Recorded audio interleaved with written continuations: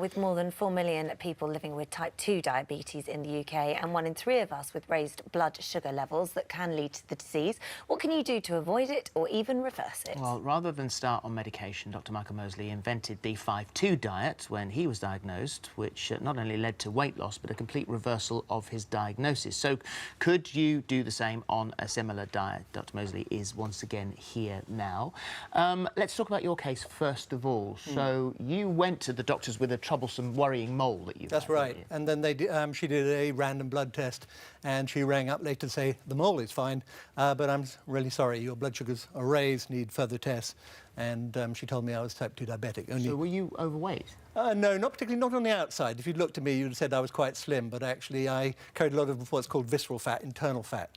I'm what's called or used to be what's called a toffee, thin on the outside, fat inside. Oh. So I was slightly overweight, but the reality is that we all have our own personal fat threshold where we kind of tip over into diabetes. We should, before we go any further, and I think anyone who is diabetic type 1 or type 2 would appreciate the very, very clear definition of type 1 diabetes and type 2 diabetes. We're talking about type 2 diabetes, which is lifestyle, on the whole lifestyle-led. Type 1 diabetes, genetic, autoimmune, nothing you can do about that once you've got it. It's daily insulin injections, but that's got nothing to do with lifestyle. Absolutely, they're completely different conditions. Type 1 typically occurs in childhood or when you're young, and type 2 is something which tends to develop as you get older, particularly after the age of 50 when rates start to shoot up. Our advice on this changes very frequently at the moment. Actually, one thing you think you're doing right, and then the next thing you're doing right, and then you suddenly find out it's all completely wrong. And you yourself gave your father some poor advice. Yes, but he was a type 2 diabetic, and I was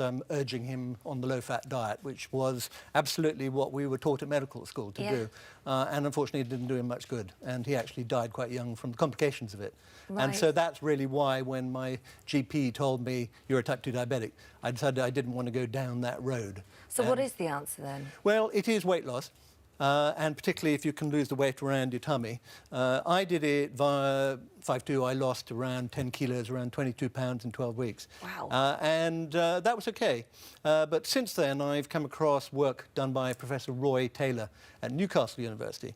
And what he's shown is that if you lose around 10 to 12% of your body weight, which is kind of what I did, then in 87% of people who are newly diagnosed, they can reverse their type 2 diabetes. I don't call it cure, because I suspect if I put on the weight, it would come back again. Yeah. But the longer you've been diabetic for, the less likely you are, because the more damage you've done to your pancreas and things like that.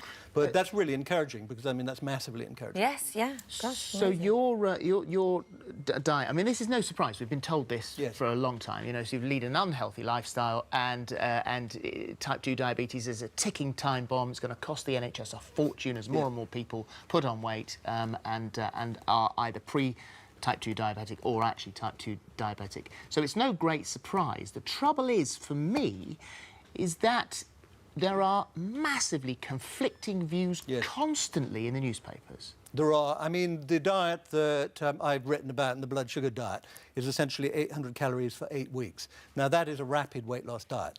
And on the whole, most dietitians would go, ooh, very bad idea. But actually, we have known for 10 years at least that rapid weight loss is probably the way to go if you actually want to lose weight. What happens after that? Completely. I mean, no, absolutely. It is what happens next that is really critical. The great thing about rapid weight loss is it's incredibly encouraging. You stand on the scales, you've gone down another few pounds.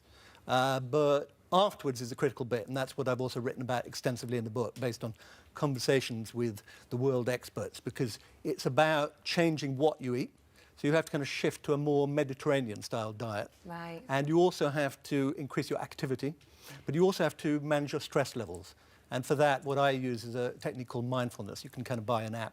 I did a Horizon film about it recently. But essentially, it's about just having a period in the day, 10 minutes, where you just kind of relax and you listen to your breath and you don't worry about things. And that brings down the stress massively. People overeat because they're stressed. Oh, so absolutely. It's like almost like a medicine they're taking to cure them. And that's a common cause, and the thing they reach for is sugary carbs. Because when you feel stressed, when I feel stressed, what I want is chocolate. I eat when I'm what I want is a donut. Sad, when I'm tired. But some chocolate's good for you. Sorry? Some high cocoa's Yeah, good, indeed. good Dark chocolate is not what I'm reaching for, unfortunately. What I'm reaching for is